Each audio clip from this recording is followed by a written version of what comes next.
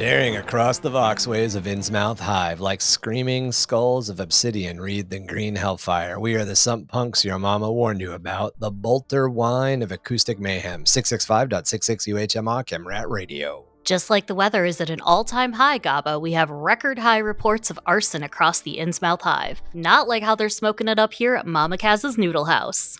These barbecue ice grox ribs have this remarkable ability to both grease the plumbing walls and clog them simultaneously. It's turning everyone's leavings into some kind of non-Newtonian fluid.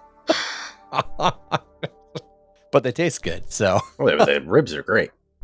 That's why that's why all the plumbing's clogged. They're just it's a rib night, so you just know, huh?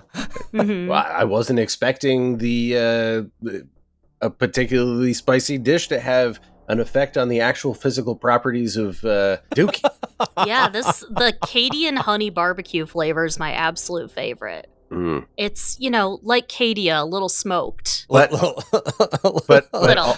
But also limited edition because there's only so much. I feel like it's Right. one of those. I feel like it's one of those dishes where, like, when you go to the sushi place, they take like crumbs of something and put it on top, and they're like, "And now we're adding the Cadia." Yeah, that's right.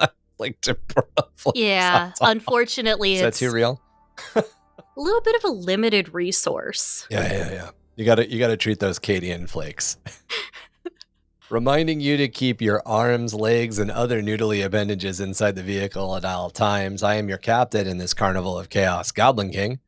Extolling us on the sacred geometry of the non-Euclidean depths of the ghostly plane, it's our very own Scream Queen, Emmy. Clogged plumbing because of those ice grox ribs? No problem. Because today, I'm partnering with Innsmouth Nutrition to offer you an exclusive promotion. Introducing Rustaway, the only supplement recommended by 7 out of 10 Ripper docs to prevent rust lung and constipation. Now in new frostberry flavor. Wait a minute. Can you show me any peer-reviewed studies, any Magos-observed phenomena that actually suggest that these gummies are having this effect? We paid 7 out of 10 Ripper dogs. Exactly. So, as I said, 7 out of 10 that were available say it can prevent, not always 100% effective, but the supplement can help prevent, in a holistic way, rust lung. Wait, holistic? How do you know? Yeah, do you have to go to an apothecary to get this? Because if you don't, this seems a little weird. No, but you can just click the link below. It'll take you right to the cart. Our very own eliminator of ectoplasm and the vizier of vacuuming up all those ghosts. It's the light scrubbing in the endless dark of these choked corridors. Drew. Number 9.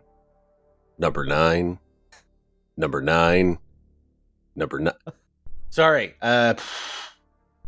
Just was thinking about my favorite song there. Yeah. Okay. Yeah. Cool. That's what those guys were singing about. Yeah. Now you know. The White Album makes so much more sense now. Yeah. Play it backwards. It says Sanguinius is dead.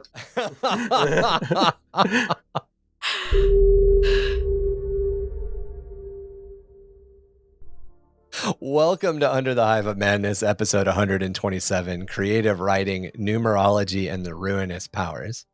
However, before we jump into today's topic, we'd like to let you guys know a little bit about Patreon.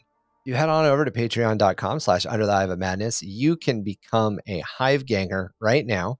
We've got 3 different tiers. We've got special pricing, but if the special pricing is already been claimed, there'll be other tiers available. And there's just some cool stuff there, including Patreon exclusive episodes. We did one today on how to effectively write lore and creative fiction. And it's a little bit more like some of our tips and tricks. And obviously, we're trying to help here.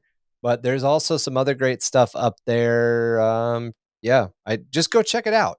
There's definitely perks, and that's what I got. That's where I am at. And then the more of you, not to sound greedy or hungry or anything, but the more of you that become patrons, the better the extra stuff will be. The more Lord Croak we models we can buy Emmy so she can curse us.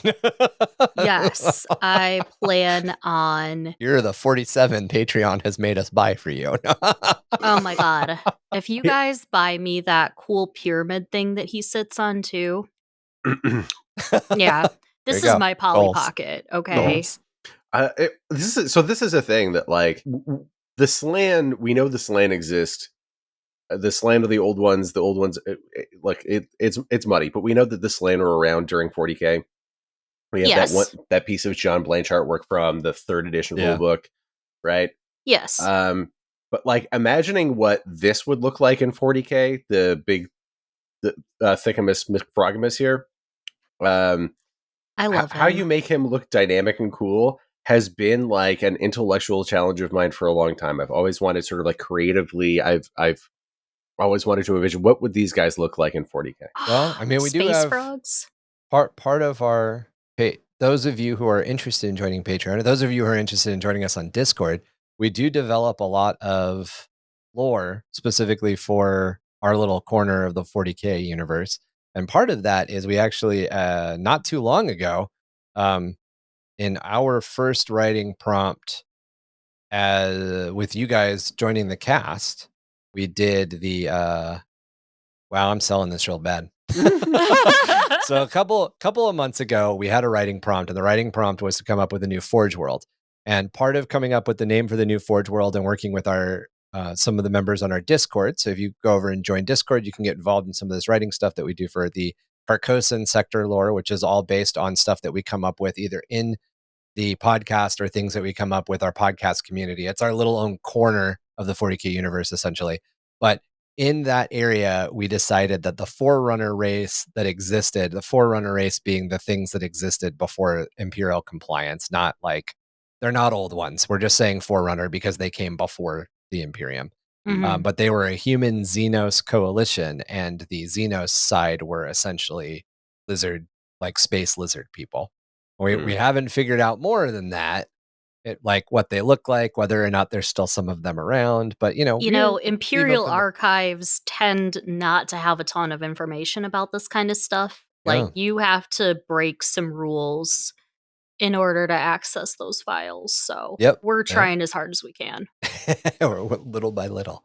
Okay, Mhm. if I were to envision what would possibly be a very cool way to do slan in 40K, I think one of the neat things to do would be to make it like a coalition, like a true coalition army list. So the idea is you take like a couple, your leader models are all slan and they're like really high costed, and then you literally just take a unit from any of the, I guess like order factions. So like Eldar, Votan, all the human factions that aren't Tau. chaos, Tau, and orcs, right? Mhm. So you can have like and somehow point cost that. I'm sure this would be like an impossible task, but it would be really neat because the idea is like the slan are back and they're bringing all their kids together, and they're fighting as a team.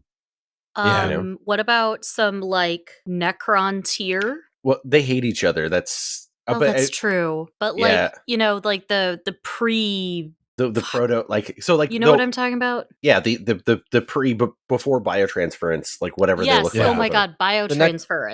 The Necron tier. Yeah, the Necron tier. Yes. So like so like the Necron tier came to the Slan and said like, please cure us of our degenerative genetic conditions, and they said that's too complicated. Like we're not supposed to be messing around that much, and that's why they hate them. Biotransfer them into some Slan armor. Like give them major, like sun laser beam powers, like the Seraphon. That'd be cool. That would be very cool. Like instead of the ancient Egypt vibe, it's kind of like ancient Central America vibe for the Necron tier. Yeah.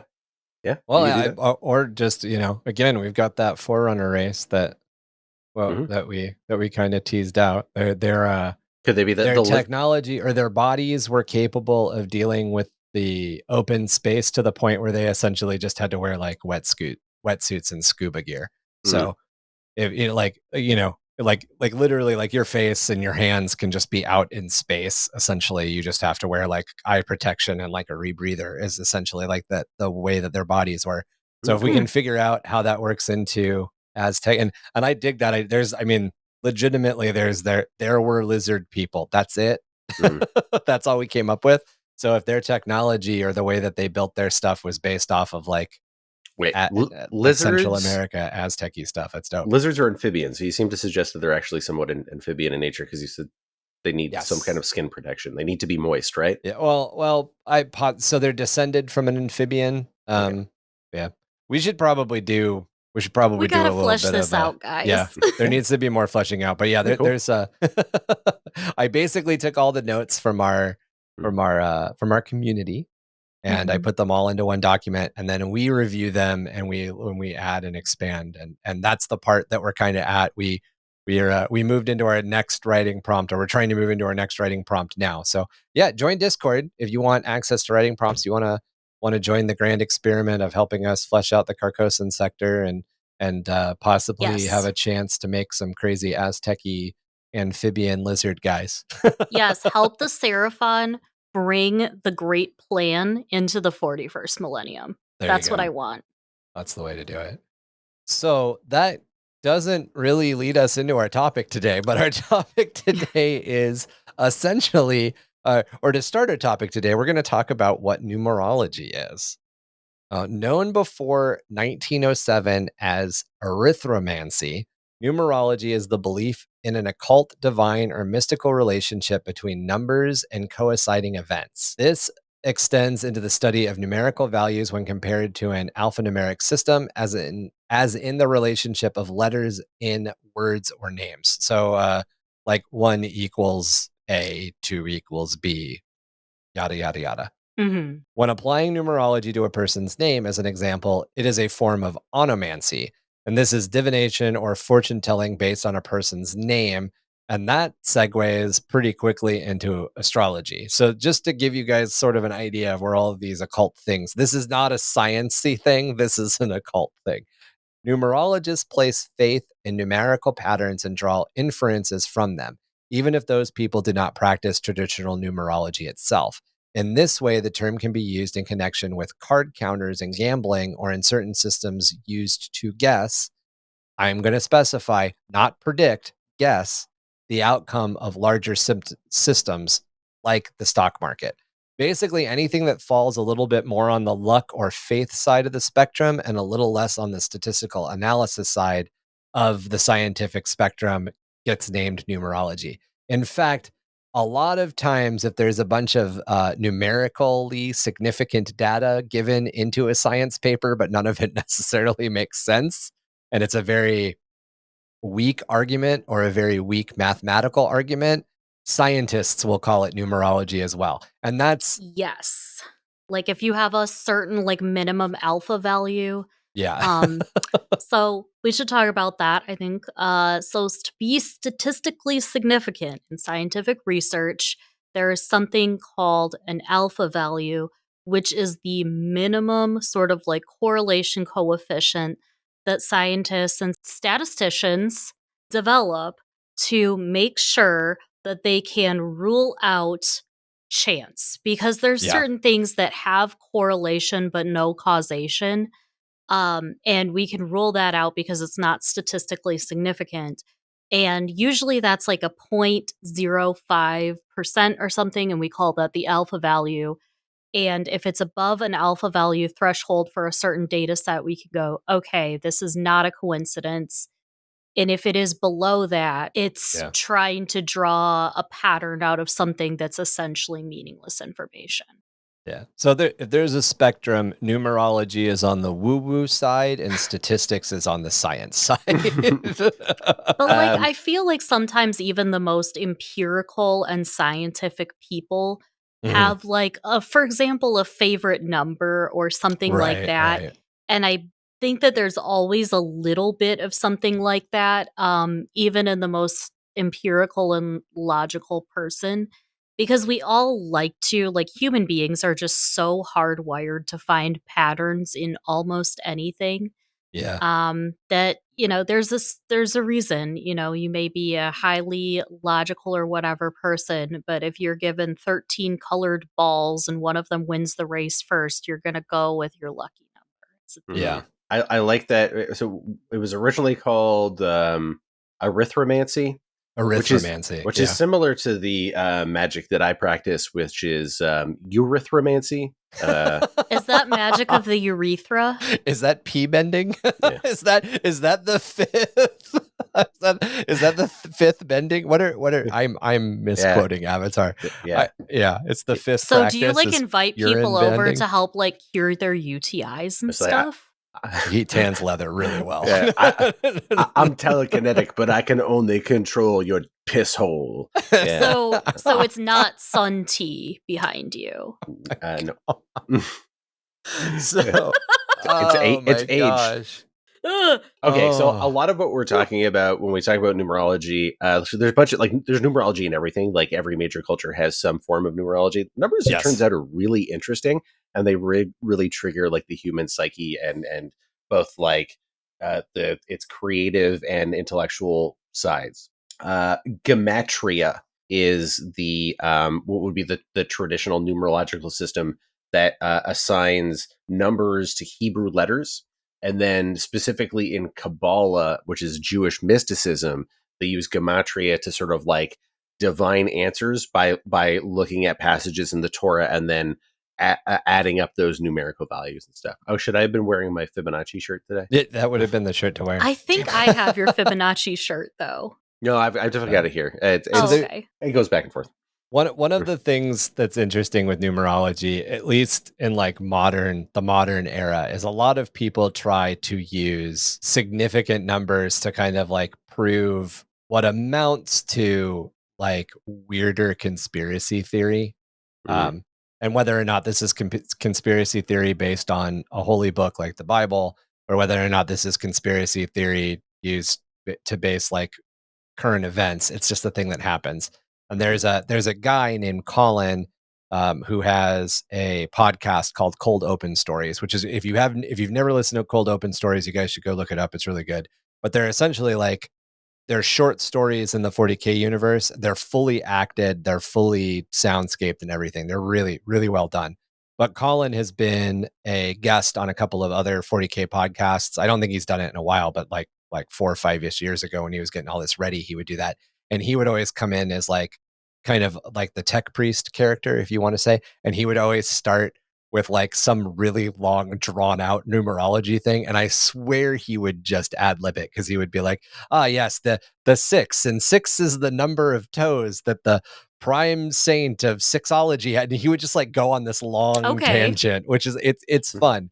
But like, and that's how a lot of it's used. And the reason is, what you guys just identified. One, there's a historical precedence for it. And two, we love patterns. We love patterns. It's the way our humans work. are, they're pattern recognizing machines, right? Oh. That was the basic survival process for humans, or for most like beings with a CNS. Is you observe something and you in order to protect your own well-being, you are able to then identify what things are dangerous and what things aren't. Yeah. Like when the river floods, that's dangerous, right? So like, should I get closer to the riverbank or further from the riverbank when the river floods, right? That's basic pattern recognition. Now, then being able to understand that when it rains, several hours later, the river floods, right? That becomes a little bit more of an intellectual sort of like leap, but it is a more helpful thing. And so like our brains are just constantly doing this stuff. They're looking for like in, out, right? Yeah. Mm-hmm. Right, like salamanders. Like salamanders. I mean, everything does it, right? Like, right. It's just the more neurons you've got, the more complex those connections you can draw. Right. Yeah. But the more you can get a cause and idea, defense. right? Like people back in the day, they didn't really understand. Like they thought that salamanders, for example, came out of fire. Yes. Or that throw the log in the frogs fire, just kind of came out of rotten logs, and abiogenesis is a tough one. Our species has for thousands of years debated this, and I'm gonna chalk it up to a chain of amino acids secreted out of black smokers at the bottom of the Marianas Trench, but other people think it's magic or Jesus, and you know, Yeah. it really depends, there's all sorts of ways that we as human beings try to bridge the gaps in our mind between the known and the unknown. Yeah. Mhm. And assigning value to numbers is a real big one. Yeah. Ever since we figured out we got 10 fingers we can count, Yep. shit's really popped off for It's our so weird that you civilization bring up since. 10 finger because it's like we have a base 10 system. Anyway. Mm. Well, yes, that's the point. There's a reason for that. There's Yep. there's a reason for that. That's how our brains work. To get back to something that Drew brought up a minute ago, the practice of Gematria. gematria, thank you. Gematria. Assigning numerical values to words and names, and then implying religious meaning dates back to antiquity. An Assyrian inscription from the 8th century BC commissioned by Sargon II declares the king built the wall of Khorsabad. Khorsabad, 16,283 cubits long to correspond with the numerical value of his name. Then, in rabbinic literature, as Rabbinic. rabbis, rabbinic literature use the same to interpret passages of the Hebrew Bible. Drew just mentioned this. Like Kabbalah. Yeah. Which The is practice one of using alphabetic letters to represent numbers developed in the Greek city of Miletus, with early examples including base graffiti dating to the 6th century BC. Aristotle wrote that the Pythagorean tradition, founded in the 6th century BC by Pythagoras. Pythagoras of Samosa, practiced. Samosa. It's not samosa. Samos. Samosa are the Pythagoras. cookies. Yeah. Where's my brain?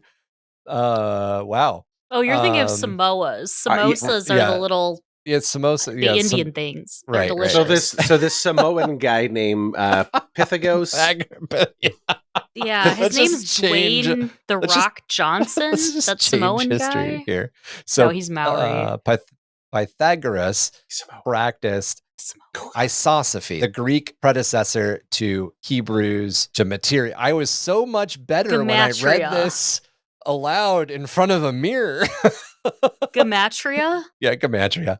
The Milanese system was common by the reign of Alexander the Great between 336 and 323 BC and was adopted by other cultures during the subsequent Hellenistic period. It was officially adopted in Egypt during the reign of Ptolemy II. It's Ptolemy. You are correct.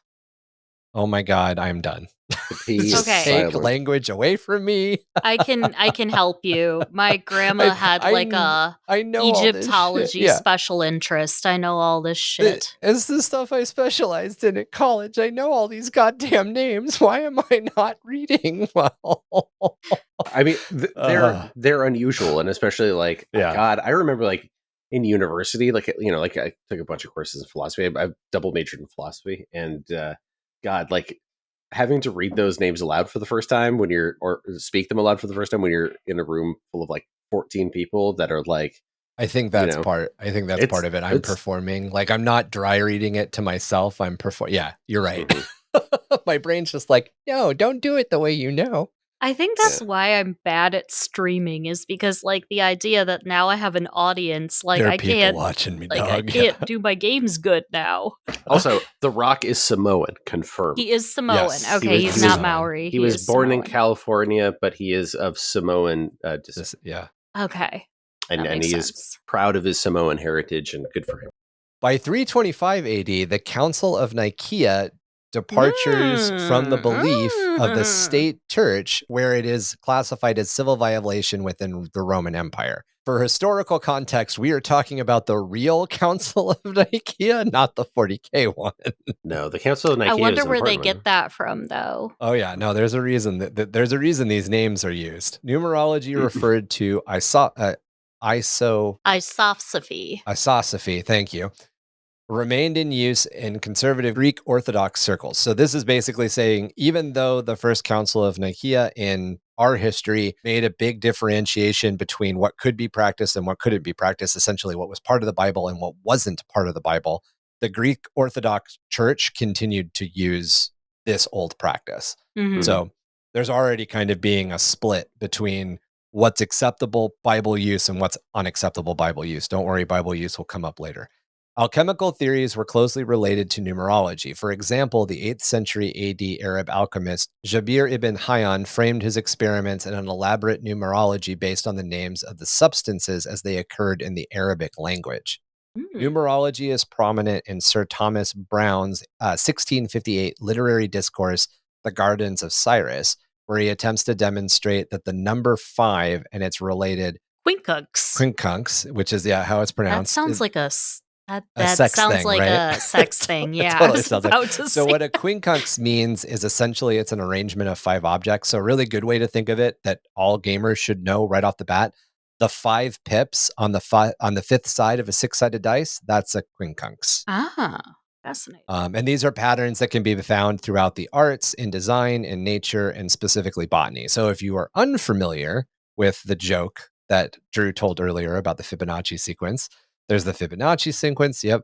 There's the 5 elements of mana and Magic the Gathering. There's a lot of base 5 stuff that comes up a bunch, and like the way that certain things are constructed. Pentagram. On top of this, a few approaches to understanding the meaning in the Quran, which is the book of Muslim, includes the understanding of numerical meanings, numerical symbols, and their combination with purely textual approaches. So if you're picking up what we're putting down, the early Judo-Arabic, there's a different way to say it. Abrahamic. Thank you. The early Abrahamic religions, Judaism, Catholicism, and Islamism. Thank you. Yeah. There's a word for that. Yeah. They all very much relied on numerology. Now, but they very much relied on early forms of numerology. Specifically, it all came from gematria, which is the Hebrew one that we mentioned up top. That's like kind of the base for a bunch of this stuff. I do know that, like, also there are a number of what we would widely consider Eastern religions, because we like to draw this imaginary dividing line between Eastern and West. But like there are a bunch of Eastern religions that also similarly, for whom numerology is very important. They interpret numerology and incorporate it differently than a lot of these ones that are influenced by gematria. But like it is in principle, it is very similar. Can't provide specific examples, but like this is one of these things where, like, it's, as we indicated, it's universal, right? This is what, like, human instincts is we want to apply numbers to things. So I would say, having focused on Bronze Age stuff for a chunk of my academic life and kind of post-academic life, not that I can pronounce any of this shit, apparently, when I'm being recorded, but I would say that a lot of the Western philosophies and the Western religions use numerology, and I'm just going to say numerology rather than the old ways of saying it, but they use numerology after the text is written, as to where, in an Eastern standpoint, a lot of times I feel that we see more the numerical value having significance as it's being written, if that makes any sense. And there are cases in the Abrahamic traditions where it is as it's being, there's the 12 tribes and blah, blah, blah. And here's the numbers of descendants and yada, yada, yada. But a lot of times, the reason that gematria and then numerology was being used on the Old Testament and the New Testament is people, in like the occultism of the 1800s trying to use it to describe things. And that obviously has gone until today, as to where like the texts of Confucius and Buddha, etc., were written for numerology specifically. It's not people 2,000 years later trying to figure it out, I guess. It's interesting, like, because we do have, like, in poetry, especially in sort of like more, again, like European cultures, numbers tend to dictate. So, like, Shakespeare wrote in, like, each lines had like 10 syllables and so on, right? Like, there is stuff like that, but it is less common for the numbers to dictate the flow of the content, and rather to be the other way around. Right. Like this sort of, like, it almost ends up being like reading the bones kind of thing, Oh, like, yeah, 100%. It's again, are you on the woo-woo side, numerology? If you're on the other side of statistics, it's science, more scientific. Yeah. And then if you're a number station, you're both. Oh my God, number station. Well, we're going to have to talk about number stations. Loris, it's going on the Loris Obscurus. Anyway. Yeah, they're fascinating. Yes. So let's talk about common methods of numerology. place value means one place, 10 place, hundreds place. So here in our decimal system, Yes. that is what we use. There's other systems out there. There's binary, hexadecimal, etc. But because, as we talked about earlier, human beings have 10 fingers and 10 toes, so pretty much every single civilization, when they were developing their system of mathematics, they developed it around the decimal system. Yeah. Yeah. Alphanumeric systems closely related to. Now I'm See, doing right? it. Now I'm doing it. I don't understand why. Like, I know how it's said. I can't remember if the G is hard or soft, though. It's gematria or gematria. I think it's gematria. I think it's gematria. Yeah, but you wouldn't say giraffics interchange format. Oh my I see God, what do we're doing not now. get into this. Alphanumeric systems, closely related to gematria and isopsophy, encompasses various numerology systems which assign numerical value to the letters of an alphabet. We see this in Abjad numerals in Arabic, Hebrew numerals, Armenian numerals, and Greek numerals. The Book of the Zodiac is an important Mandaean text on numerology. Mandaeism is a Gnostic, monotheistic, and ethnic religion within Greek, Iranian, and Jewish influences. They focus on Adam, Abel, Seth, Enos, Noah, Shem, and Aram, and especially John the Baptist. With Adam, Seth, Noah, Shem, and John the Baptist as prophets, with Adam being the founder of the religion, and John being the greatest and final prophet. The Pythagorean method uses a place value for number-letter attributions, much like the ancient Hebrew and Greek systems, with the letters of the modern Latin alphabet being assigned numerical values 1 through 9. Heinrich Cornelius Agrippa applied the concept of arithmancy to the classical Latin alphabet in the 16th century in 3 books of occult philosophy. The Agrippa method maps the letters in accordance with the Latin alphabet's place value at that time. This is a unique system. Look it up if you have a second. It gets a little into the weeds, but might make a cool addition when we talk about constructed languages. Yeah, when we get into conlangs in a future writing, so I have a creative writing world building episode. I have a feeling we're going to come back to a lot of this stuff. Mm-hmm. The Agrippa system is pretty crazy. Essentially, like there are certain consonant and vowel contractions and languages that are not English. Mm-hmm. And like the lettering system we're used to, each letter has a sound associated with it. There's a lot of languages that exist where that's not the case. There's a consonant and a vowel sound, they're smashed together, and then one of them takes priority of the other. Agrippa. It's called a diphthong. Yeah. Yeah. Agrippa and Median are both Alpha Phaeus language, Alpha Phaeus languages. Mm-hmm. But yeah, I mean, this literally dips into what conlangs are and all that sort of stuff, and gets a little bit away from the sacred numbers and sacred geometry, or we're not talking about sacred geometry, but the sacred numbers of numerology at this point. So, Oh, I was about to say, like, I live in Southeast Michigan, and there is that Book of the Zodiac, so the Mandaean people, the like largest contingent of them that are not located in the areas of Iraq and Syria called Chaldea, they live here in Southeast Michigan. And a lot of the Chaldean religion today is a lot of Catholic influences. Like if they had to kind of choose like what religion, the modern Chaldean people consider themselves, it's Catholic, but there's a lot of kind of like Orthodox mysticism that's okay. beneath that, but with all this like Catholic iconography. There's in fact the Chaldean Sisters is like a convent of them, and they live Interesting. like down the road, and they are big into numerology and There's a Chaldean method of astrology. numerology. Yeah, we're about Yeah. to talk about Yeah, it. yeah, I yeah. just saw that. I was like, we're about to get to this. But Yeah, we've seen the Chaldean sisters a few times tending to yeah, the grounds, Chaldean Sisters, they have That's pretty unique. yeah, they're not It's like the interesting, Sisters yeah. of Battle. They're a little different. It's No. not like the ecclesiarchy. Like, I wouldn't want to fuck with the Chaldean sisters, though. They seem like No. they're tough ladies. So they are like the Sisters of Battle. Got it. They're not as overtly murdery. No,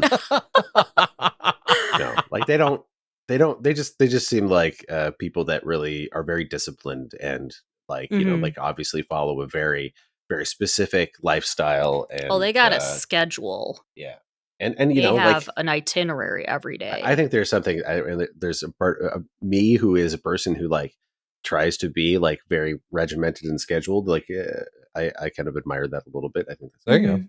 They're Catholic, but they're like Catholic plus. Like there's so much more significance in numerology and astrology and things that the Chaldean version of Catholicism, like what they've Jesus. brought with them, and it's a Interesting. very interesting um it's a really interesting thing. It's a very interesting culture, and Huh. yeah, Mm. and the food is really good. Kind of like Lebanese food, but with more cheese, and I think that's great. A lesser known method, more popular in the 19th and early 20th century, is the Chaldean method. Chaldean, in this case, is an old fashioned name for Aramaic languages. This method doesn't use the number 9, as it was thought to be divine and sacred, and therefore unassignable. This method is radically different from the Pythagorean, as letters are assigned values based on equating Latin letters with letters of the Hebrew alphabet in accordance with their sound equivalents. Rather than Ah. applying the ancient system of place values used by the Hebrew and Greek gematria, this led to several slightly different versions, there being disagreements over some of the letter sound equivalents. Angel numbers, defined by Doreen Virtue and Lynette Brown in 2005, are numbers consisting of repeating digits. Think like when it's 11:11 on the clock. 11:11 is a whole thing, man. I That's have a why I put friend it of there. mine who is into the 11:11 stuff Oh yeah. that I work with, and it's Oh yeah. that's a rabbit hole. Anyway, or your change is exactly $4.44. Angel numbers are more associated with New Age religion, not old school Bible religions. Yeah, this is so like sometimes 7 is thought of as to be the holy number, and 6 is or 9, depending is like Yeah. the bad one. Yep. But like that's largely arbitrary. Doreen Virtue, as an example, is now a born again author and no longer adheres to the angel number concept that she developed pre 2016. Hmm. 1111 is an example, or 111 is that word? Or 111. Oh yeah, yeah. 111. 111. Yeah. Okay, 111 is an example, speaks towards new beginnings and fresh starts. People will attribute this number to major life events like a new job, ending a bad relationship, or moving to a new house. 111 is also supposed to be 111 is also supposed to enforce a positive mindset, while 666 suggests struggle and stress or other issues on our earthly plane. If this number appears, they suggest you may be low on money or overwhelmed, and it's a good time to call your angels for support. Hello? Hello? Right. Yeah. Just pick it up and call. Better Uh, call Saul. 1-777-777-777. Yeah. Cost $7.77. And 777 means the angels are commending you for a job well done. See? Just remember, next time you binge buy a bunch of candy and your change is $7.77, the angels are telling you it's okay to eat enough sugar to kill a platoon of guardsmen. It's fine. The angel said it's The fine. angels said I could do it, guys. Yeah. And I think there's some elements of this in music as well. Like if you think Yes. about it, right? If Arrangements you were and- to make a chord, right, with a sixth, and a sixth, that would sound terrible. But if you do like a 3-part harmony and each one's 3 steps up from the next, that's going to sound pretty great. So 1, 3, 5, good in music. 6, bad. Yeah. Don't do that one. There are some guys, I cannot remember their name. They're on social media and they literally take barcodes and they turn it into a guitar riff. Mhm. And almost all of them sound really good, but they'll be like, what do Magnum condoms sound like? And then they'll turn the SKU code into a riff arrangement. It's pretty fun. It is a kind of numerology in a way, right? Yeah. You're substituting one value for another so that you can Yep. translate it into another quantifiable sort of thing, which Yeah. I think is really interesting. This is also like cryptology gets into this as well, right? Because Yes. a lot of times too, decode messages and stuff. And so you can suggest, like that they kind of bleed together, where you can suggest that, like, I am, by assigning values to these numbers in the Bible, I can decode answers, right? As opposed to, I am, I don't know, I am Julius Caesar and I'm sending secret messages to one of my generals, and if it gets intercepted, they can't decode it because they don't know my cipher.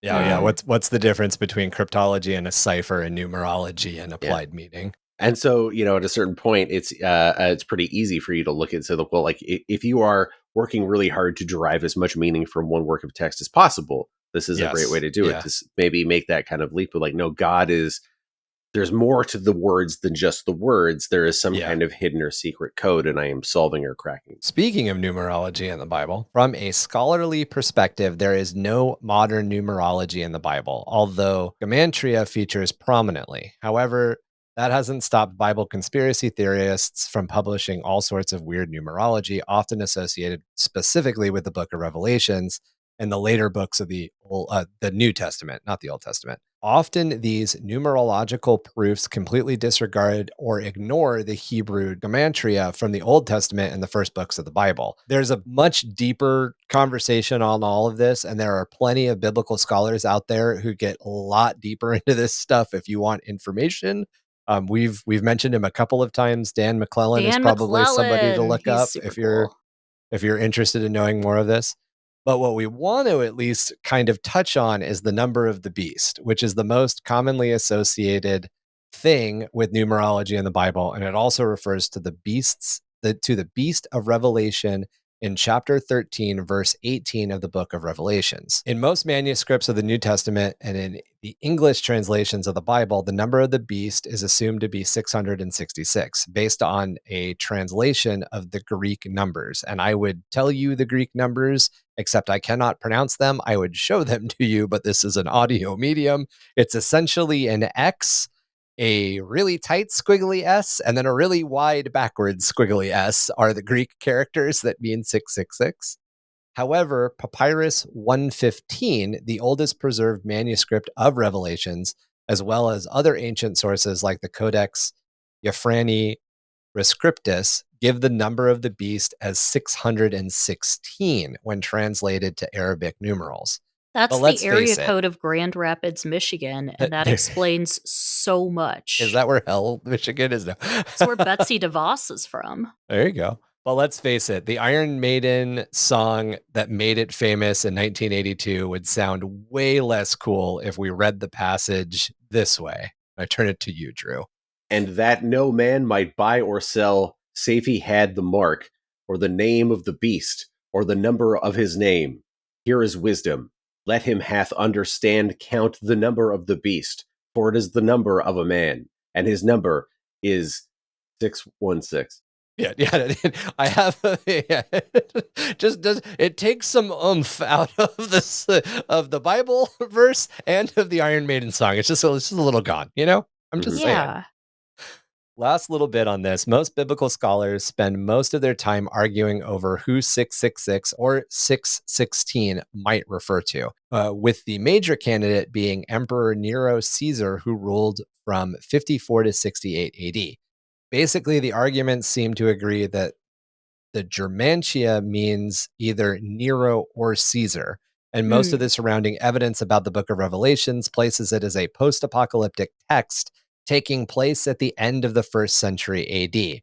Where they differ is whether it is written after, before, or around, or whether or not it is written to suggest that Nero wasn't dead and that the prophecy spoken of in the Book of Revelation is about Nero's return to power. I want to really, really be clear, because if you go down the numerology rabbit hole on modern social media, you will immediately come up with a bunch of references to numerology dictating how, like, the Antichrist will be born in the year 2017 and take power in 2026. They've got all of this stuff that they talk about, and they keep going back and they keep linking it to Revelations. The part I want to be clear on is that most scholars of biblical history agree that the events in the Book of Revelation already happened. They happened at the end of Nero's rule as Caesar, at the end of the 1st century AD. So none of this stuff in the Book of Revelations has anything to do with modern militaries or modern nation states at all. It's completely removed. No, like Bill Cosby, Donald Trump, Barack Obama, none of these people are the Antichrist. Yeah. I mean, it does make End of Days a slightly less interesting movie, but whatever. There's a bunch of movies. It makes for good fiction. It's it's a popular misunderstanding and has been gone on for hundreds of years. Yeah.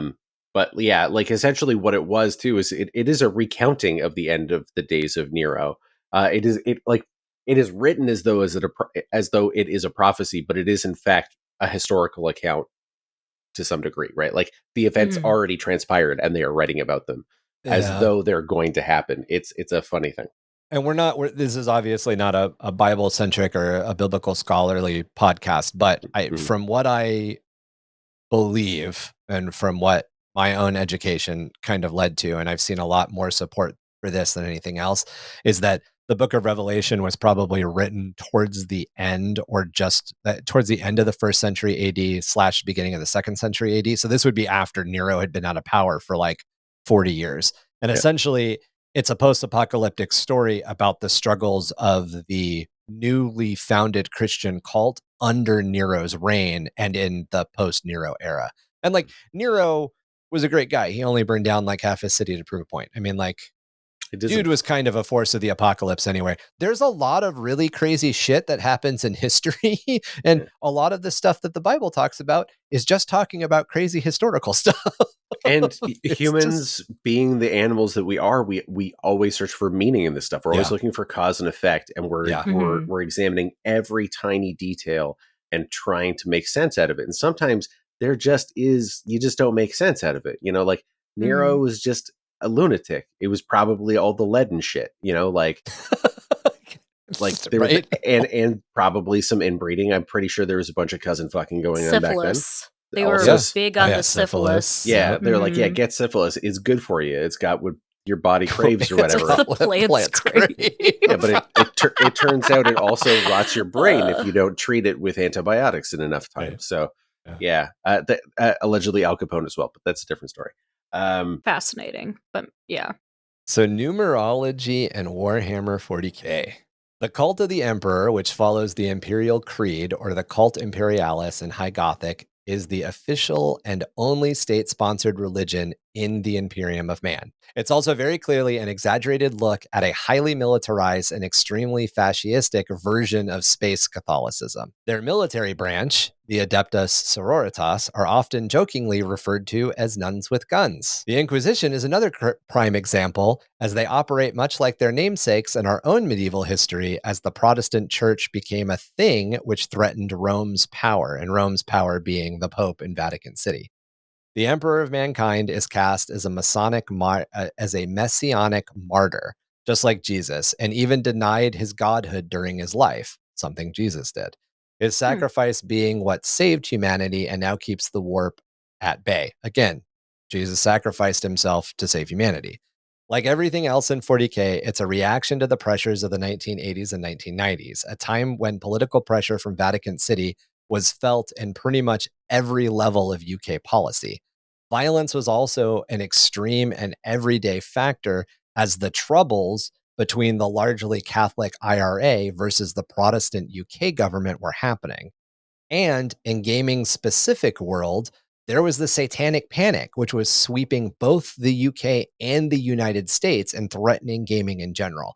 There is a reason we have hyperspace Catholicism in 40K, and it's because of the 80s and 90s. It's not because the guys are Catholic, and it's not because they're saying any of those organizations are right. We're lucky that we are able to keep the word demon in the fiction for as long as we did. Yeah, yes, exactly. Well, we've talked about this many times. It's also the spelling daemon is also the spelling, which just means something between God and human. So angels and demons in Catholicism are both technically daemons, which is how the word is spelled in 40K, which there's some nuance there and some reasoning there, which we'll kind of dip into. It's also not that surprising that when a lot of the New Age spiritualism of numerology found its way into the setting pretty early on, after all, if you're going to work with space Catholicism, why not work with space Satanism as well? I mean, come on. That's right. We Little have a, little a b. And we'll get into Mr. Moorcock's contribution here in a second. we got 4 different space Satans that we're going to cover. Well, I think what's interesting about the quote unquote space Satanism of Warhammer 40,000 is it has a lot in common with the actual like Church of Satan now, which is one that essentially exists to lampoon and like show the absurdness of the extent to which we coddle Abrahamic religions, right? Yes. And similarly, it essentially is not a religion that encourages you to worship Satan, but rather to question. It is essentially an atheistic religion, right? Like it's like all of this stuff is dumb and ritual and dogma is stupid, and we are making fun of it. And the same way that chaos is like, no, like the emperor is not a god, and none of this is real, and that's not a true religion. Then they also say, but also we have our special chaos gods, but that's a different story. But it does a little bit have that in common with it, right? Like the whole idea that they deny. Well, and Satan as a singular entity and as a character is actually a construct of the larger faith. It's not actually a presentation of the Bible. But yeah, I mean, the reason that the word Satan and the word science are so linked, and there's a lot there. There's a lot to unpack there. We when we start our second podcast, the Bible. I mean, like Satan comes from the word shaitan, which means like adversary, right? Like there's adversary. Persecutor is also like one of the sort of like understandings of it. Yeah, it's a title. It's not a formal name. It's not a given name. Right. Yeah. Which is why, like in some other Abrahamic religions, they refer to things as the Satan. Yes. Right? Yes.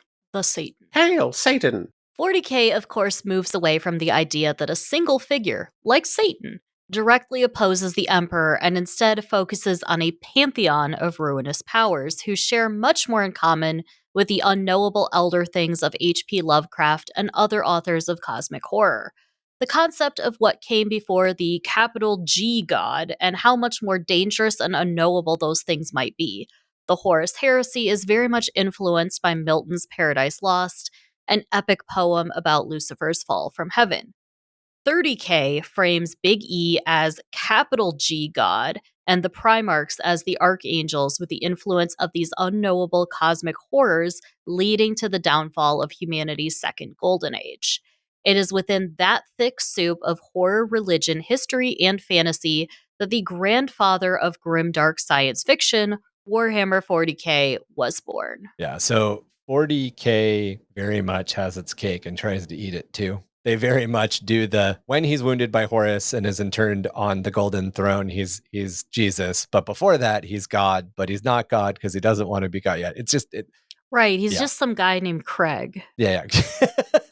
I love the He's idea, just an HOA president with too much authority that kind of spiraled. Yeah. Right.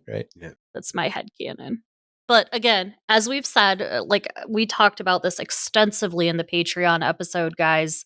If you're writing 40K fiction and fan fiction, the Emperor is a bad place to start. You know, you want to pick different characters, someone minor, perhaps someone present at a major battle. But think about things that person would do or would be in character for them to do.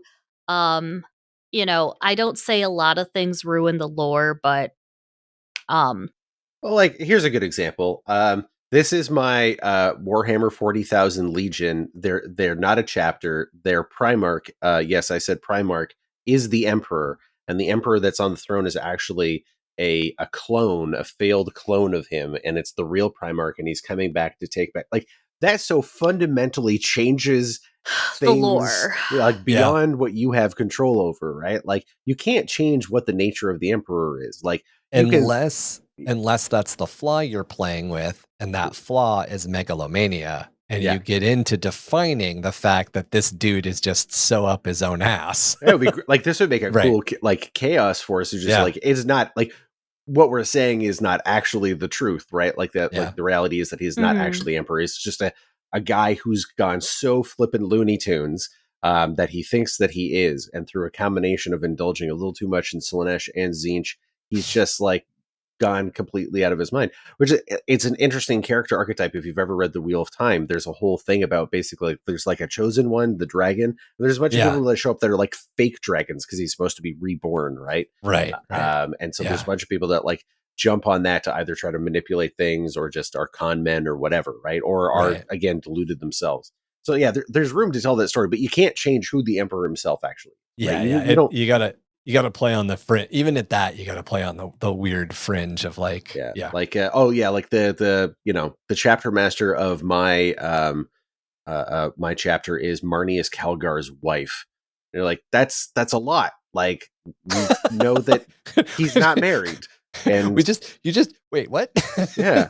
Oh, his big titty Tyranid waifu? I mean, if you want to do that, that's fine. Ooh, Marnius-san, I'm not going to consume you for a biomass suit. Anyway. Old One Eye's over there on the shelf glaring at me now. No. That's a kit bash I want to see though. I mean, I've seen the Thictor. Now I've got to see double D Old One Eye. Yeah, she's wait. It's Tyranid Miku. She's a Vocaloid. All right. Too much. Now I have to speak in the voice of a navigator. Of a navigator. The warp is a strange and terrible place. You might as well throw a traveler into a sea of sharks and tell him to swim home, as sends him through the warp unprotected. Better it is not to let common man travel through the stars. Better still let him not know such thing is feasible. Basafrain, 5th aid to Navigator De L. I read that as an I. Oh, De L, not De A. Yeah, that's De L. Navigator De L. Deal. How could you mess up Navigator Dior?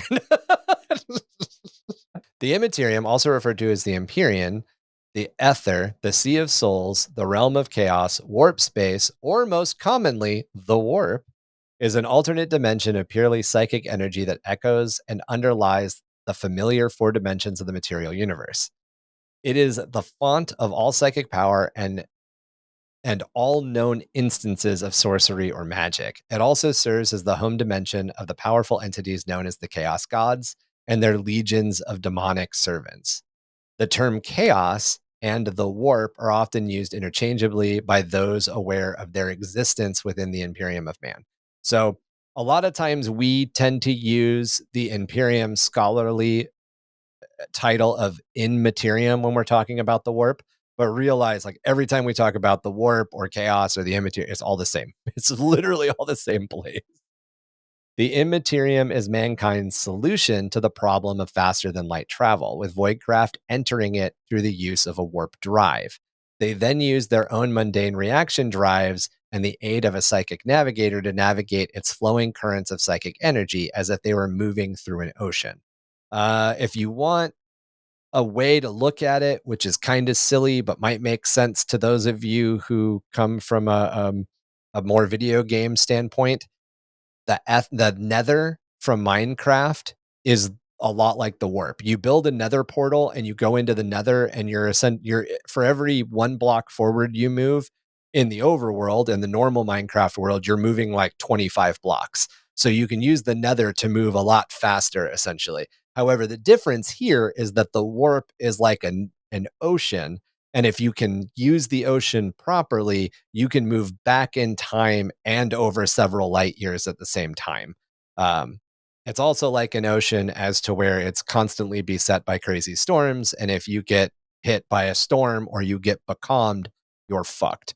Either way, either 90-foot swells are going to capsize your boat, or you're going to be calmed and you're not going to move. Like so yeah. Mm-hmm. The psychic energy that makes up the Immaterium is believed to be the direct result of the existence of sentience in the universe, and in particular, the intelligent species of the Milky Way galaxy. So the way that the Imperium looks at the Immaterium is as if it continues to extend out into interstellar space, the problem with interstellar space and the reason that it's more becalmed and the reason that there's not as much shit happening in it in the warp, the reason you can't use the warp to go between galaxies essentially, is that there aren't enough intelligent species in the Great Black to make the warp navigable in that area, because just like I said, becalmed seas. Think of like an entire area of ocean, insurmountably long and distant, that just there is no wind, so you cannot move no matter what. Yeah, they it's called the Calm Belt. It's this big Yes. part of the like the oceans in one piece that it's almost impossible to navigate through. There And you go. there's like a large amount of them being like, how the heck are we going to go get the treasure that we've been chasing for the last 900 episodes if we can't make it through that? So, Yeah. yeah. Or the Dark Water, if you guys remember the old television show, the Problems of Pirates of Pirates Dark of Water. Dark Water. Yeah, there was the dark water that they couldn't cross at the end. Like, it's kind of that same sort of idea. Mhm. Considered to be a dark reflection of the material universe, the warp is an ocean of chaotic psychic energy, raw emotion given physical form. It is also rumored by many human and Xenos cultures to be the final resting place of the souls of the dead, and it can be considered to be the underworld for purposes of the Warhammer 40k universe. Mhm. So Mhm. it's a bunch of different things all at once. The major takeaway is that the warp powers magic. Numerology is magic thinking. Boom goes the dynamite. Here we are. Yeah, it's they combine a bunch of things, and the reason why is because they were trying to create a cosmology that worked both in fantasy and Yes. Yeah, in 40k, exactly. right? So they wanted to have this cosmology, but like at the same time, they had to justify, faster than light travel and stuff like that. So they combined some of the ideas from Dune, which are, that they use the spice to fold space, right? It was like they're kind of trying to do the same sort of ideas. Well, they're gonna cross this difficult to navigate place, so they're going to use an astropath, and instead of folding space, they'll travel through warp space, and warp was a word that was being thrown around a lot because of Star Trek. Like, it's just it's this mishmash of like popular tropes at the time in like a really weird way. The idea of gods being thought forms is another thing, right? That we get a lot of like around that era. Like we get into like American Gods a few years later and so on. Like these are all like popular ideas that are being thrown around like science and fantasy literature at the time.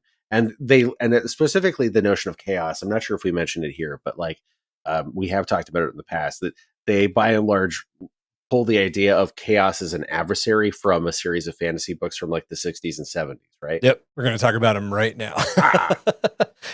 If you're ready for me to jump in There there. we go. So ready. Let's The go. Ruinous powers and their sacred numerology. The iconic symbol of chaos is the 8-pointed star, representing the infinite possibilities of chaos. Ultimately, chaos and its entities seek nothing less than the complete destruction of the material universe, so that all of creation is once more consumed by the primordial and uncontained energies of chaos. The Chaos Star originated in Michael Moorcock's Elric of Melonbone stories and centers around the struggle, as Drew just brought up, between law and chaos. See how I teed you up like that? You It's so did. good. Yeah. Beautiful. Teamed me up with the Chaldeans earlier. That was dope. Oh, yeah. There's been some synergies.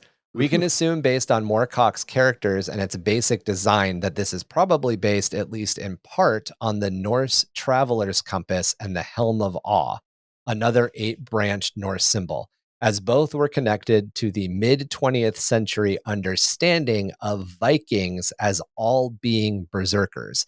If you're listening to this in 2024 or post-2024, you now know that Viking is not an ethno group of people. It is a specific clan or a specific. It's more like saying punk. Like, punk music is not an ethno group. It was a lifestyle. It was literally a lifestyle. Right. It was raping. It was pillaging. It was having really cool boats and going to England and messing stuff up. Yeah. And by and large, Northern Scotland and stuff like that. Yeah. By and large, a lot of the Vikings were Norse. And these are two Norse symbols that, I mean, they're both, the Traveler's Compass and the Helm of Awe are both 8-pointed Norse symbols. And in the mid 20th century, in the 1940s and 1950s, Viking was just a word that meant berserk warrior. So in the 1960s and 70s, when Moorcock was releasing these books, the Chaos Star was just like, well, Berserkers use the Helm of Awe, and the Helm of Awe is essentially it's the feather parts of an arrow, but it's essentially 4 arrows. So what if I just turn it around and that becomes a symbol of chaos? Now, based on that, in the 1970s, this symbol, the Chaos Star that Moorcock came up with, became the main symbol for chaos magic, which was a British occult tradition at the time. And from there, it found its way into gaming via Dungeons and Dragons, Stormbringer, which was based on Moorcock's books, and eventually Warhammer. And there is a connection between Moorcock and Warhammer. We've talked about it in a couple of Warhammer Origins episodes, and I'm sure we will talk about it again. But just realize, like, we're talking about all of these traditions of the 1970s, and that's when Warhammer's being written. That's when Games Workshop is stopping as a publisher of D&D products in the UK as the licensed publisher. So that means that they had the right to publish the books and sell it in UK. And they're coming up with their own game because they're setting off and doing their own thing, which is Warhammer and Warhammer 40K. Yes. Yeah, so like the slod become the slan. Yes. Yep. Yeah, there's a few things that are just little. Oh yeah, the slod. Yeah, I still use elves the slod a lot. And dwarves and goblins, but make it space renaissance. Right. Make it space goblins. So we're going to talk about the 4 flavors of Satan in Warhammer 40K. Somebody described, there's been some people who have. I'm gonna go to Dairy Queen and be like, I'd like a 4 flavors of Satan, please.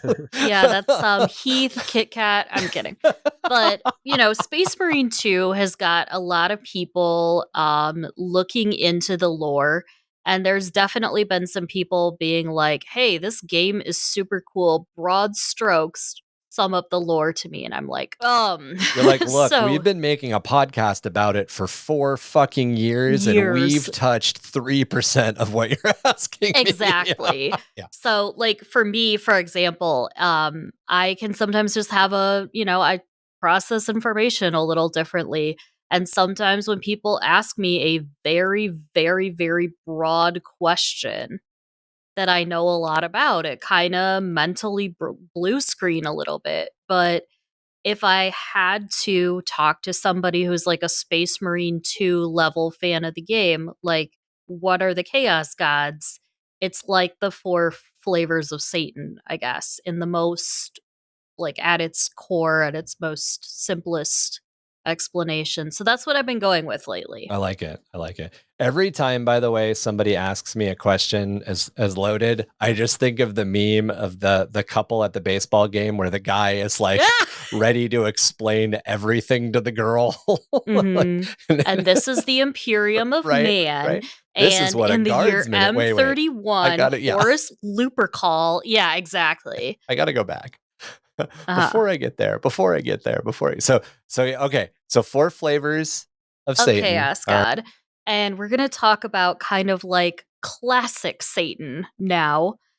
He's a bit like the robot devil from Futurama, mixed with Guillermo del Toro's Hellboy. That's Khorne. Anyways. That's an elevator pitch. I love it. Thank you. Khorne, known as the Blood God, Lord of Skulls, Hunter of Souls, and Karnath, among many other titles, is the chaos god of war, hatred, rage, wrath, blood, martial honor, strength, and murder. Heavy on the murder. Its portfolio of interests covers the most basic and brutal of sentient emotions and actions, such as hate, anger, rage, the desire for destruction, and the joy of killing one's enemies. If you are familiar with Conan the Barbarian, a bit like Crom. Every act of killing or murder in the material universe feeds and empowers Khorne. The more senseless and destructive, the better. However, though Khorne is the god of bloody slaughter, it is also the god of martial pride and honor of those who set themselves against the most dangerous foes and earn victory against the odds. The name Khorne derives from the god's name in Chaos's demonic dark tongue, Karnath, meaning Lord of Rage or Lord of Blood. It is the mightiest and the oldest of the 4 major chaos gods, fully coming into existence in the Immaterium sometime during Terra's European Middle Ages in the early 2nd millennium, its birth heralded by an era of wars and conflict that raged across the globe. So the inference here and this is based on all of the information we know. Since Khorne is the earliest born, and since it specifically talks about global conflict, we assume based on that Khorne was born during the Crusades, not during the World Wars, during the Crusades. Yes. That's what I've always heard too. Yeah. You have to kind of like back infer because we find out when Tzeentch and when Nurgle were born, and if Tzeentch and Nurgle are a little easier to tack down, then you have to go, okay, well, Khorne has to be from the Crusades.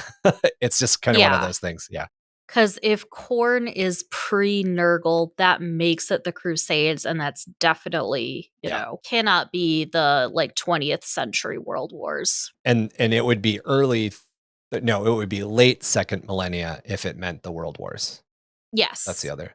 By the way, if any of you have out there played the Baldur's Gate 3, as many of the kids have, he is basically the equivalent to Baal of the Dead 3. Very similar to Baal.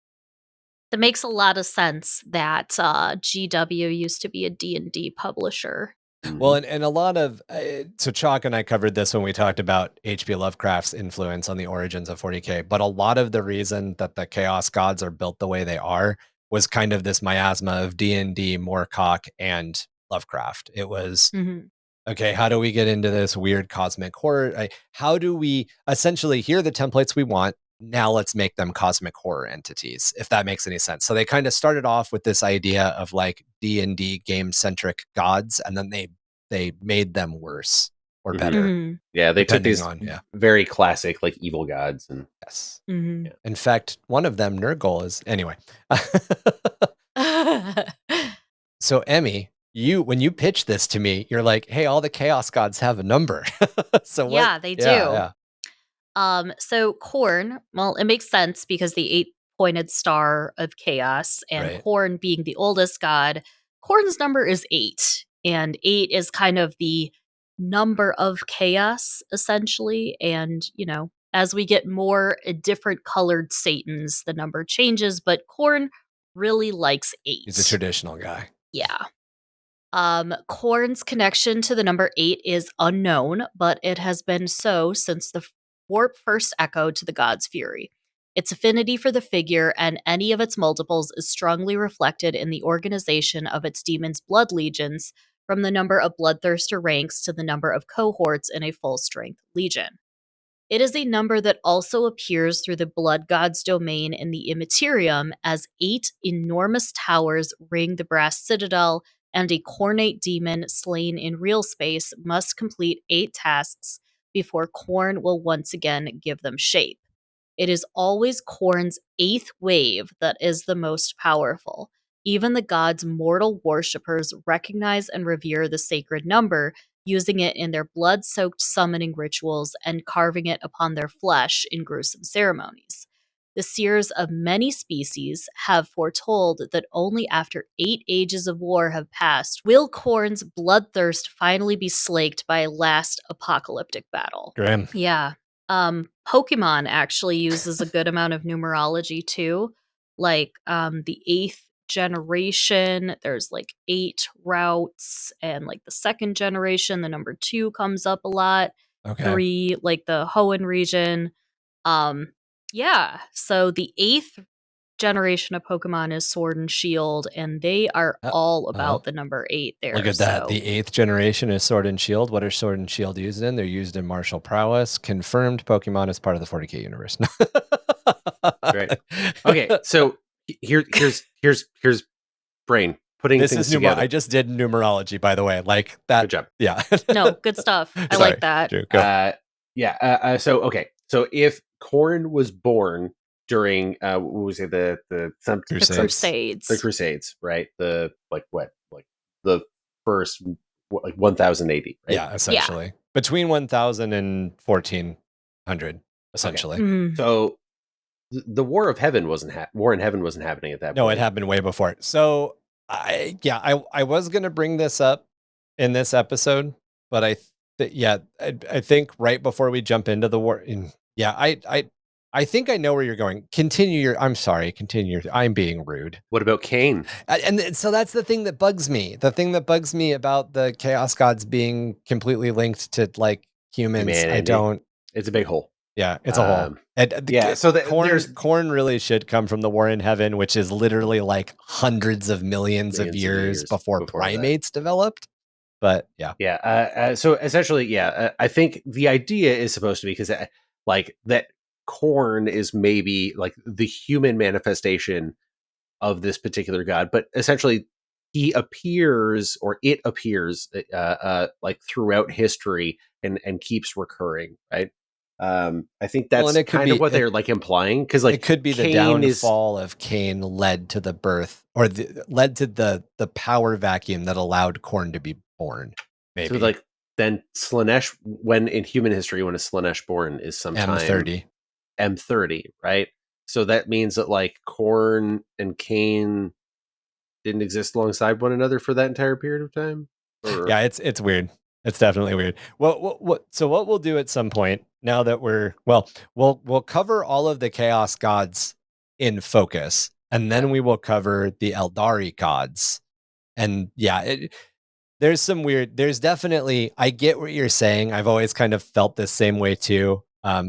I think the idea that they're hinting at, without like putting a finger on it, is saying that like there are some sort of like universal constants like that get expressed through chaos, and they just keep coming back up and up again, right? Like, well, and the other thing that the lore is pretty clear on is that the warp, since the War of Heaven, has been filled with intelligences. It's just that the ruinous powers we know of now exist kind of as a reaction to humanity, and to the humanity and Eldar, essentially. It's the Eldari, but the Eldari, as Drew just identified, existed for hundreds of thousands of years, hundreds of millions of years before humans did. Yeah. So yeah, it's weird. There's definitely a hole there. There's a plot hole. Is that why the Exodites have access to dinosaurs? No, the Exodites have access to dinosaurs because there was a show in the 80s called Dino Riders, and it was really easy to get plastic dinosaurs to put your little mans on. Yeah. So the official lore reason is that the sauropod, or the saurian, I guess I shouldn't say sauropod, the saurian is a very convenient form factor for the Eldar to cultivate. So they basically just put saurians everywhere. They were like, oh, we found these creatures on X planet. These are cool. We're going to put them everywhere. Kind of like how ambles are everywhere, because the Imperium was like, gosh darned if these guys don't dig them good. Let's put them everywhere. And then they're like, oh, wait, this was a huge problem. This is a very violent, invasive species. What did we do?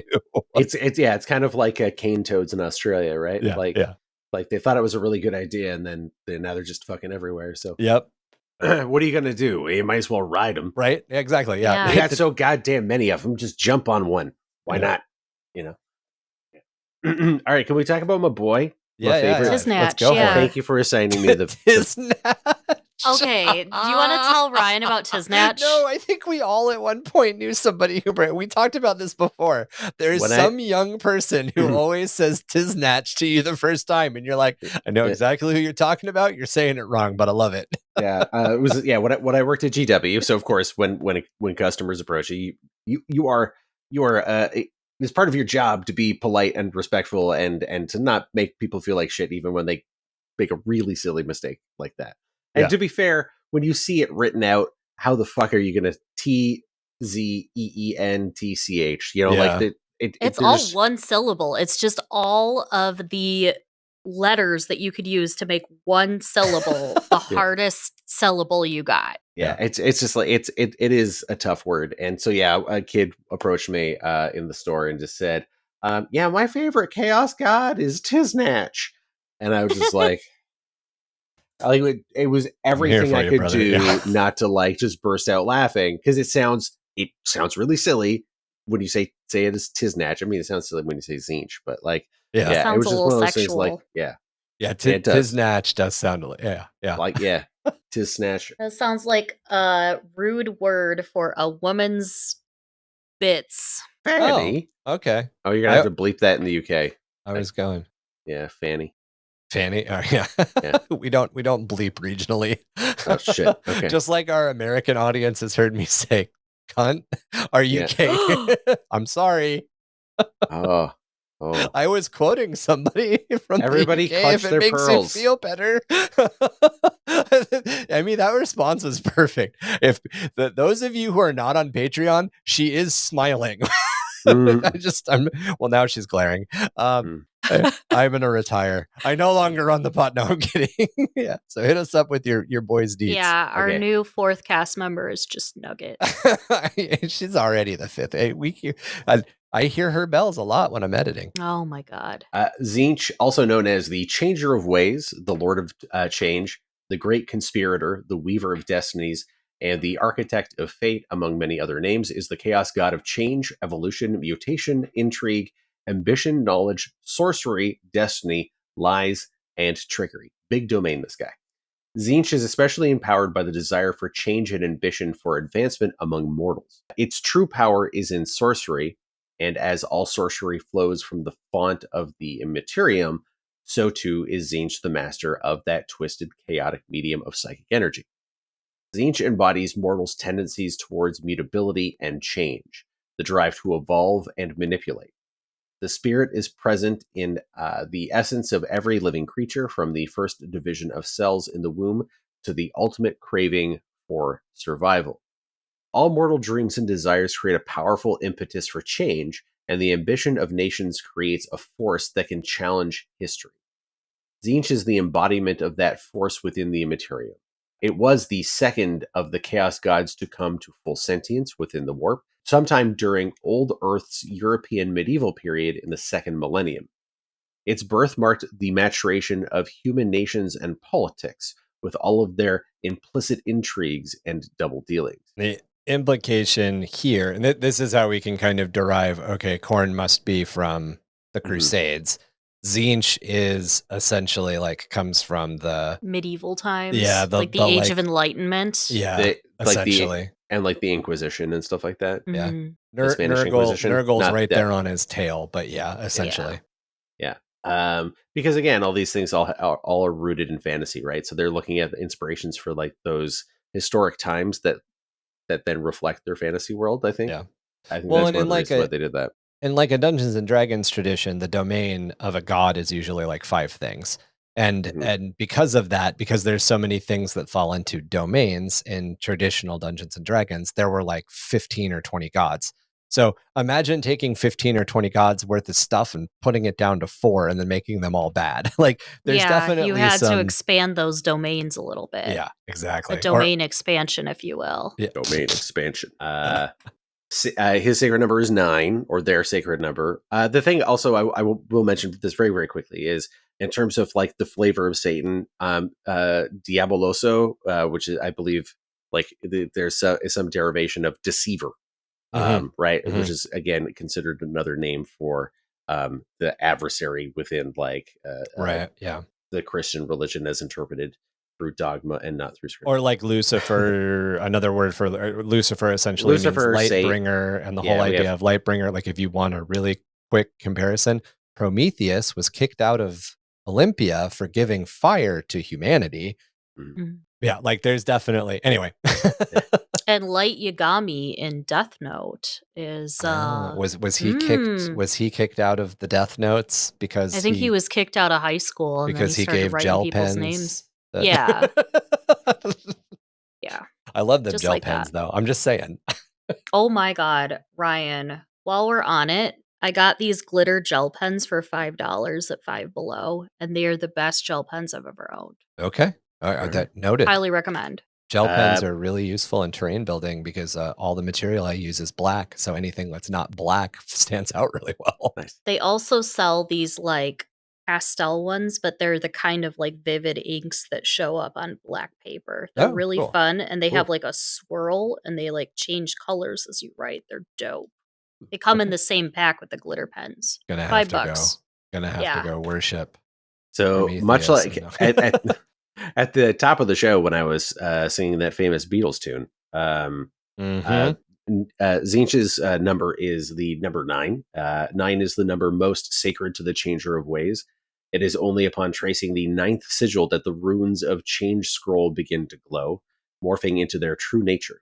There are 9 distinct rites an acolyte must master before he can unlock the secrets that will permit him to pierce the Veil, a process that will allow a worthy aspirant to draw upon the boundless energies of the Materium. To remain unbroken, a summoning circle must contain 9 sequential rings, each perfectly executed in a 9-fold process.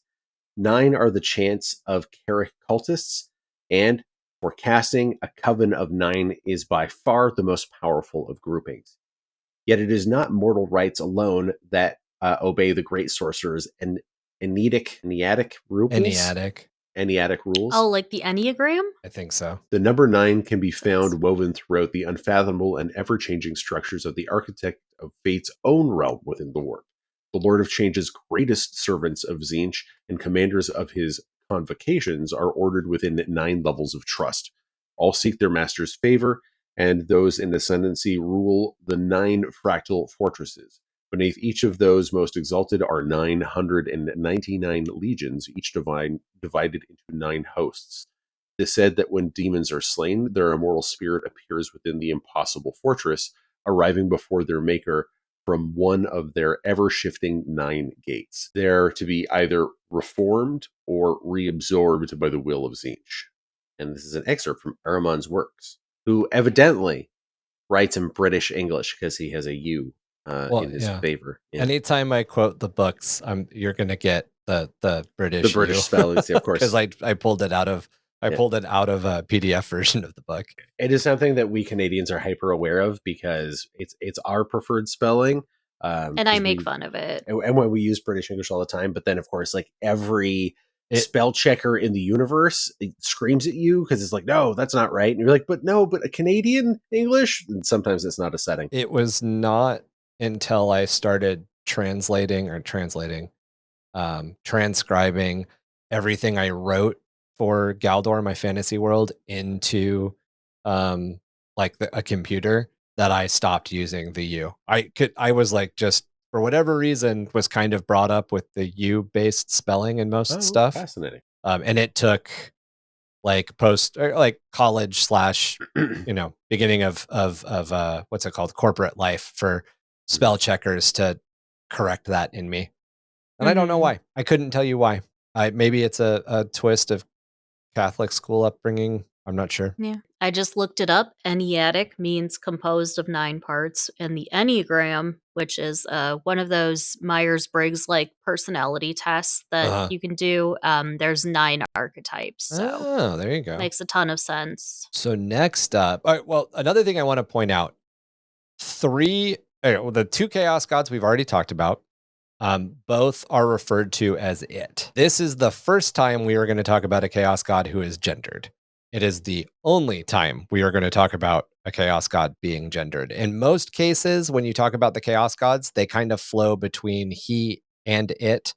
The exceptions being Nurgle is almost always referred to as a he, and Slaanesh is usually referred to as a he, it. And Slaanesh is referred to by all 3, she, he, and it. And there's a reason for that. But so Nurgle, also known as the Plague Lord, Grandfather Nurgle, Papa Nurgle, or the Lord of Nurgle, also known as the Plague Lord, Grandfather Nurgle, Papa Nurgle, the Lord of Pestilence, Plague Father, and the Lord of Decay, among many other names, is the chaos god of disease, decay, despair, destruction, death, and rebirth. In particular, the emotion of despair in mortals empowers the plague god more than any other. Nurgle was the 3rd of the chaos gods to fully awaken within the warp, emerging during the 2nd millennia in the midst of old Earth's European Middle Ages as great plagues, the Black Deaths, swept across the world, heralding the god's birth. Nurgle is the chaos god most directly involved in the plight of mortals, particularly humans who suffer so acutely from the fear of death, perhaps the oldest fear of that species. But he is also the god of rebirth. Decay is simply one part of the cycle of life without which no new life can grow. In the same way, Nurgle is also a god of perseverance and survival. While those who wish to spread decay and corruption are certainly amongst his followers, there are also those who wish to endure, to become resilient enough to handle the difficulties and opportunities presented by an uncaring universe. Many of those affected by Nurgle's poxes usually turn to the god in order to escape the pain and sheer despair caused by sickness and disease. And that is vertical integration. Yeah. And in a weak twist, Nurgle's sacred number is 7. And Emmy, do you have any more information on that? Because I could not find a reason. That both with Nurgle's him, number is 7. Yep, Nurgle's number is 7. That's it. But that's the thing, though. They And get- I they get- somewhat disagree here Okay. because, right, like, By it's- lore, it's 7, but it feels like it should be 3. it should be 3. Yeah. Like, if you look at all of the symbols of Nurgle and all of sort of like this, and the way that Nurgle's units are, right? Yeah. It's always these little trios. Like you do, like I used to be a Maggotkin player Right. back in the day.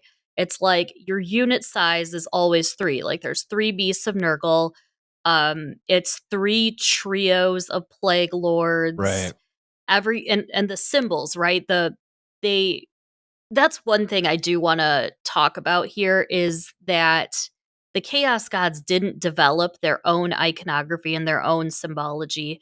It's the demons and their mortal worshippers that kind of like came up with all of their iconography. Yeah. And Nurgle's symbol is a symbol of 3 circles and a triangle. I think I know why his sacred number might be 7. Why? Because I think the bubonic plague generally kills people within 7 days. I think it's a 7-day I'm looking this endemic up. cycle. I'm going to look this I'm up. throwing it out. But yeah, so Nurgle's sacred number is 7. As far as Emmy just said, it seems like it should be 3. However, I will tell you that Nurgle and Nurgle's followers place a 7 days. Yeah, I bet you that's what it is. 7 days after exposure, you get the symptoms. Yep. Yeah. So I bet you it has to do with that. Mm-hmm. But yeah, so buboes, the 3 pustules, or the pustules that represent, and they usually always, come and in the 3s. pustules are little like groups of 3, Yeah. but I think that's just like a visual interest thing. Like odd numbers are always more interesting. Well, maybe it's visually. like you have 3 buboes, you have 2 eyes, so that's 5, and then I don't know, something else. What's a boob? Bubo is the actual technical term for the pustules or that the pustules that you get in the bubonic plague. Right. that come from the bubonic plague. I thought that was the name of like a children's entertainer. Bubo? There's a documentary coming You're out about thinking of this. Blippi. It's Bubo. Now, Blippi's that weird pervert that poops on his friends. Oh God. That's true. So next up and last, but certainly not necessarily least, is Slaanesh, also known as the Dark Prince, the Prince of Pleasure, the Lord of Excess, the Perfect Prince, and the Prince of Chaos by the Imperium of Man. However, they are known as She Who Thirsts among the Eldari. This is the chaos god of pleasure, pain, hedonism, excess, perfection, and decadence. Lust, pride, and self-indulgence are all hallmarks of those who follow it. And I've kind of stressed this in past episodes. I like to stress this. When you write Slaanesh stuff, don't always go to sex. Remember that Slaanesh can literally be like, man, I really need to whittle the perfect mammoth sculpture out of the perfect wood. And then you completely lose yourself in the pursuit of finding the perfect tree in the galaxy, finding the perfect knife in the galaxy, finding the perfect mammoth in the galaxy, and then carving it. And all of the like horror that kind of brings up. Think of any, and this does happen. It is a trope in horror movies. There are horror movies where people are seeking perfection.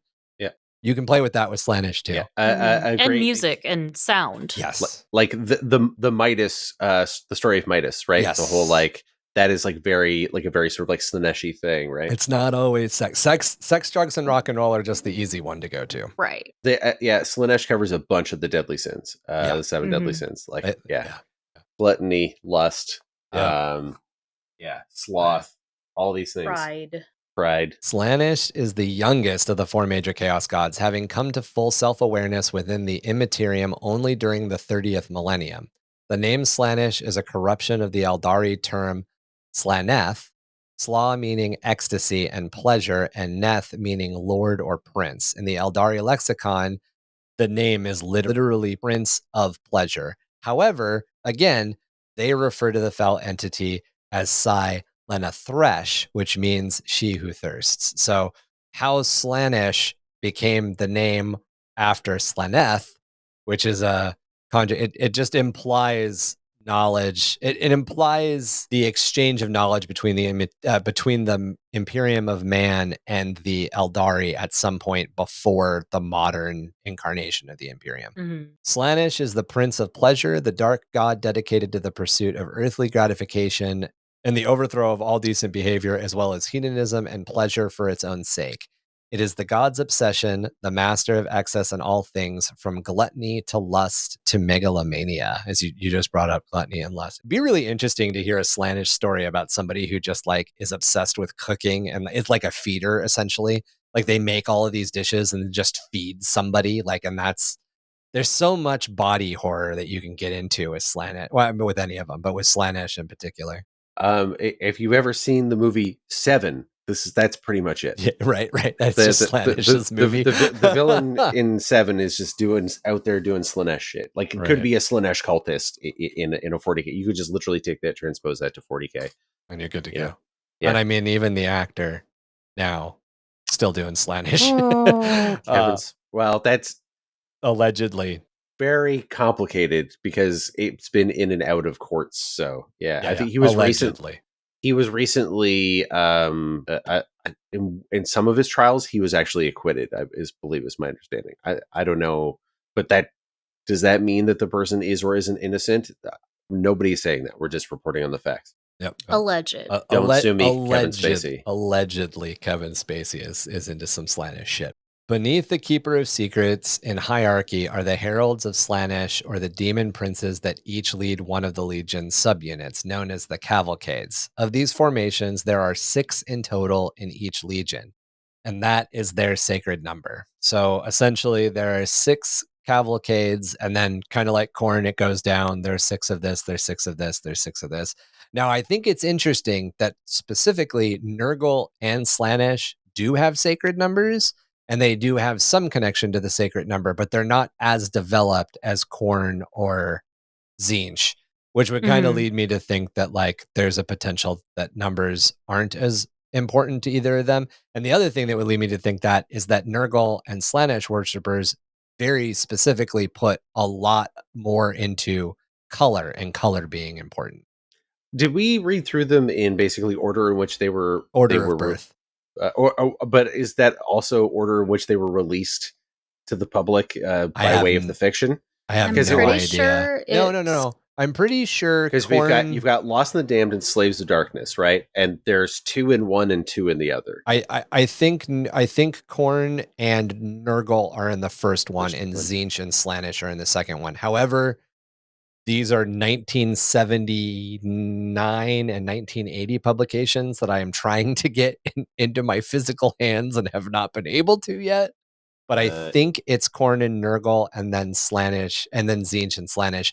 In fact, I'm pretty sure that's what it is, because in my head, Khorne is first, Nurgle is second, Tzeentch is third, and Slaanesh is fourth as far as when they're born. Although that's not lore. So this pretty much gets to our overall point here is that numerology is a unique tool which can be used to tweak the perceptions and build systems that seem to have some deeper and more mystical link to everything else you're proving.